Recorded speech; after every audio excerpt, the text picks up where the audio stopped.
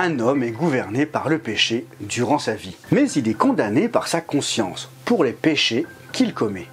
Le péché concerne l'être, les péchés concernent le faire. Le péché est en relation avec la sanctification, les péchés avec la justification. Oh là là là là, mais tu parles quelle langue, toi? On a déjà vu la justification dans quelques épisodes, et on verra la sanctification si vous le voulez. Pour résumer, on peut comparer le péché à un arbre dont les péchés seraient les fruits. Oh bah, tout ça pour ça. Mais t'aurais pu le dire tout de suite, hein, j'aurais aussi bien compris. Une personne qui est sous la loi du péché sera poussée à faire des péchés encore et encore. Par exemple, Dieu demande aux croyants de ne pas avoir de dettes. Alors, on peut de temps en temps avoir besoin de faire un crédit ou de demander de l'argent à quelqu'un parce qu'on est dans une situation financière un peu délicate. Et ça, c'est de l'entraide, c'est pas mauvais. En revanche, organiser ta vie en demandant sans cesse de l'argent à la famille, aux amis ou à un organisme X ou Y, bah, c'est pas bon.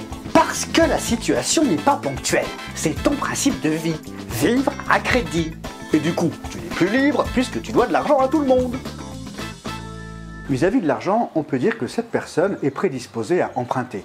Et elle ne s'arrêtera pas de le faire. C'est pourquoi, ce qui est important de traiter, ce ne sont pas les dettes à régler. Bah, quand même. Ah oui, il faudra bien rembourser un jour ou l'autre. Ce qui est important, c'est le rapport à l'argent qu'il faut traiter. C'est cette prédisposition à vouloir toujours emprunter n'importe quand, à n'importe qui, pour n'importe quelle raison, plutôt que d'économiser de l'argent et préparer. Et c'est pareil pour tous les péchés que nous commettons à cause du péché qui nous pousse à mal agir. Mais quand tu as donné ta vie à Christ, tu es libéré du péché. Bah oui, mais pourtant tu commets encore des péchés. Paul lui-même le reconnaît.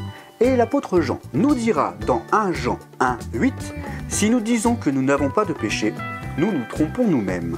Et la vérité n'est pas en nous. » Mais alors, tout le monde est pécheur. Ça, c'est ce que nous verrons dans un prochain épisode.